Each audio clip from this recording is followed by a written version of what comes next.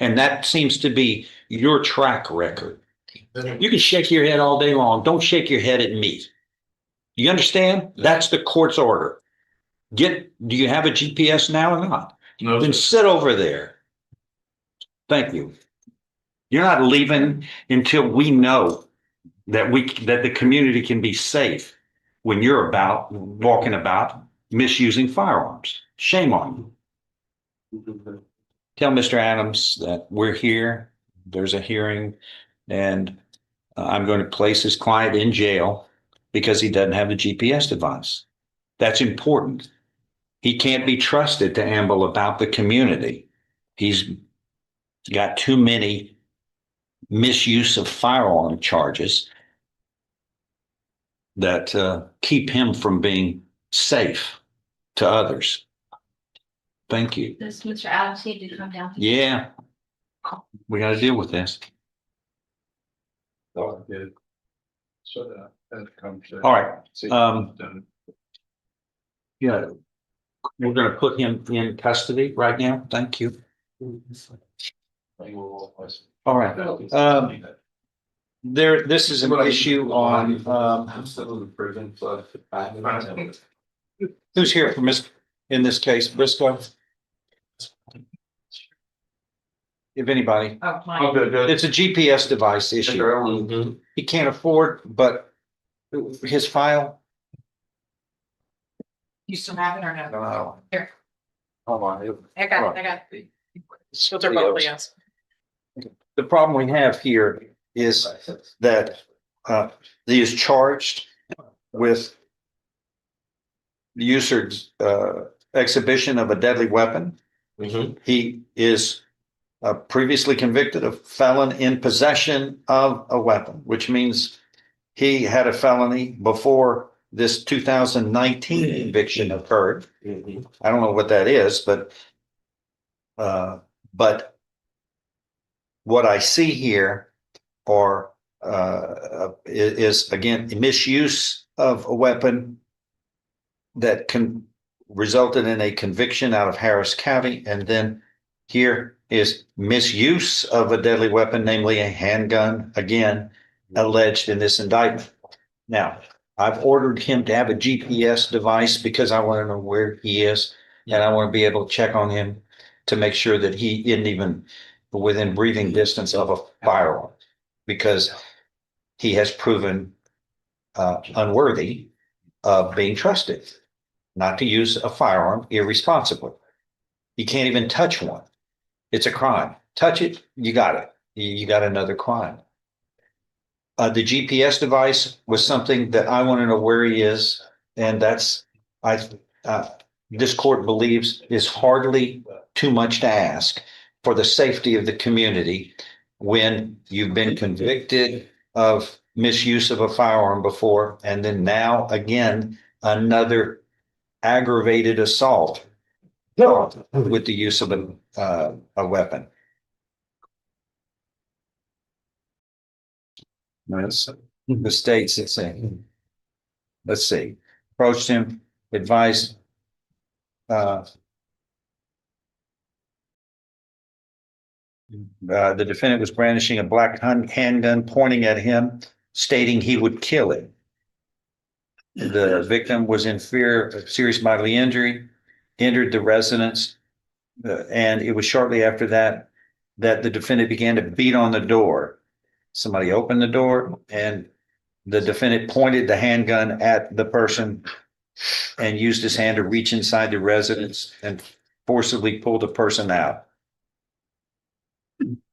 So misuse of a firearm is alleged. Yeah, the GPS device is, I want to know where he is because he is proven untrustworthy to have weapons. I just wish there was a device we could have that he could carry around that alarms anytime he gets near a firearm, but we don't have such a device. So I want to know where he is, because I'm going to think if there's misuse of a firearm around town, my first instinct is to think Alex must be up to something. So yeah, you've got to have a GPS device. And you're going to have to stay at home unless you go to work, go to the doctor, go to get food, the necessities to and from your home in the most direct route possible. That's hardly a lot to ask for when you have a criminal history like this, sir. We're going to keep the community safe as best I can from people who are irresponsible, especially with the misuse of firearms. It's hardly something hard to ask of anybody, but you're going to have to meet the obligation if you want to stay out on a bond. So that's that issue. And until he can get a GPS device, he's going to be in custody. So what are we going to do about it? You can't do it. You can't get one, right? I really don't. I got to put my child that'll be 24 hours home, lunch to 24 hours because he had got hit by a car. So I'm really in the house every day anyway. That's why it's always, you have obligations on the outside. That's why it's a good deal not to get a criminal charge. And especially when you've got a prior conviction of misuse of a firearm, and here we are, aggravated assault with a deadly weapon. You're looking at, in this case, if all of this is true, you're looking at up to life in prison. You understand? It's a second-degree felony enhanced to a first-degree felony because of a prior conviction. So you're looking at no less than 5 nor more than life imprisonment. You see, it's serious. So this court is certainly going to treat it this way. But what do we do? I asked Mr. Adams to come here to talk to you about your options here. And This is a dangerous moment for the defendant, and he doesn't even realize it. When he tells the judge, "Someone put a gun to my head and forced me," he accidentally triggers a legal landmine. If true, that's duress, a complete defense to prosecution. But if it's not true, then he's just lied to the judge in open court during sentencing. Judges hate when defendants suddenly discover a new story after the plea has already been entered. This is why the judge immediately stops everything. Go talk to your lawyer right now. you need to talk to him about anything. This was kind of a surprise, but I don't want him to leave without getting some advice from you. You take whatever time you need, talk to him about his options and what can happen if you, number one, fail on your bond conditions, it will be revoked.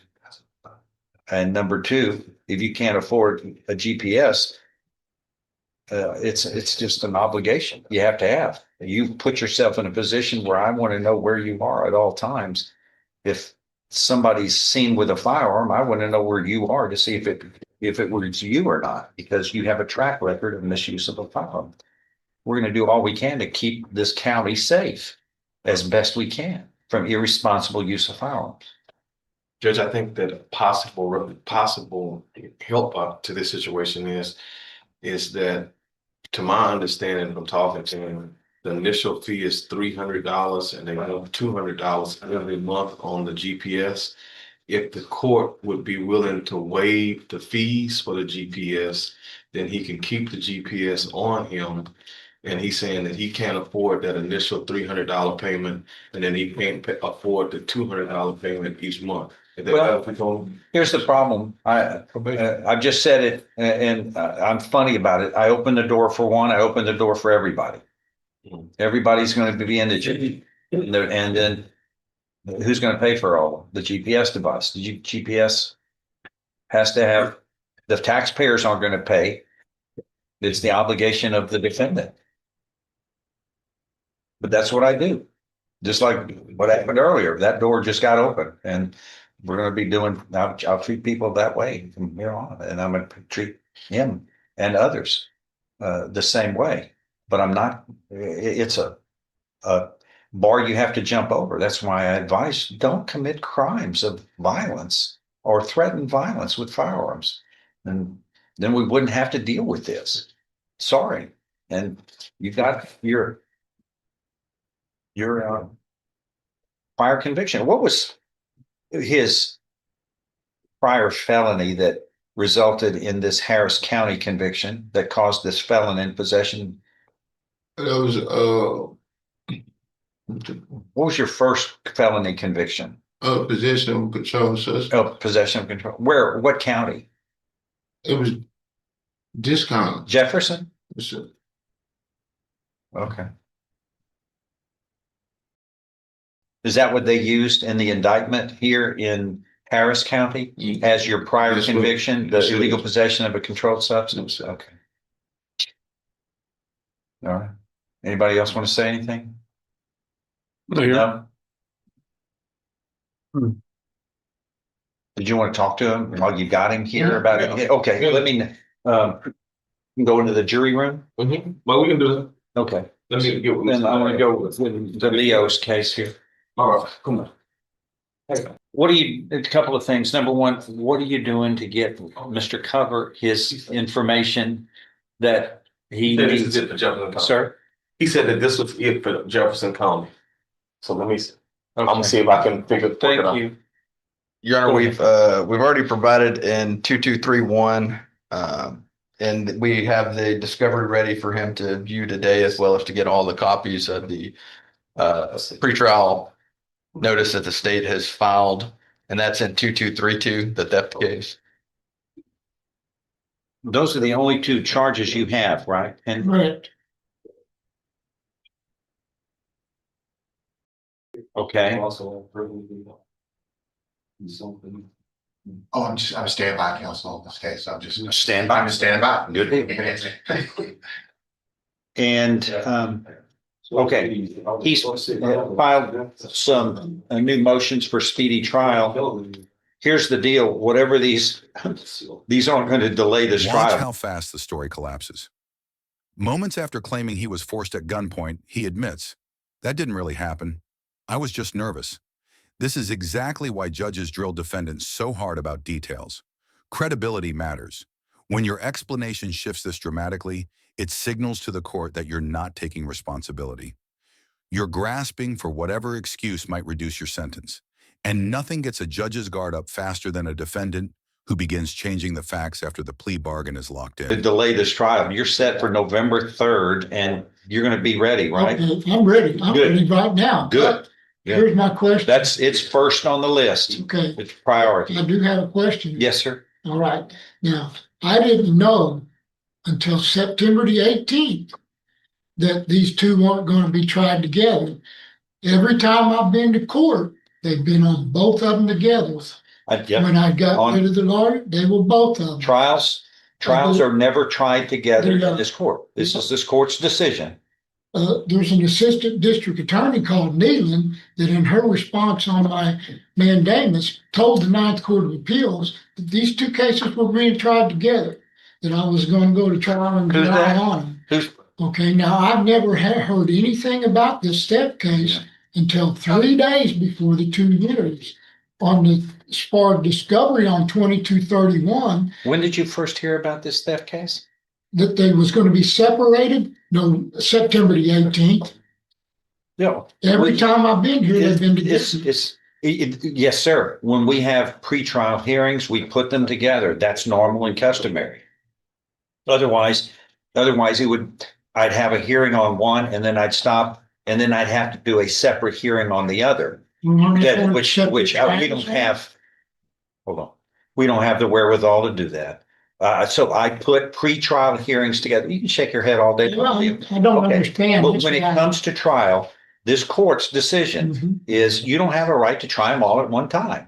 Okay, And we're going to try one or the other, and hopefully one trial will finish all of this. But generally, this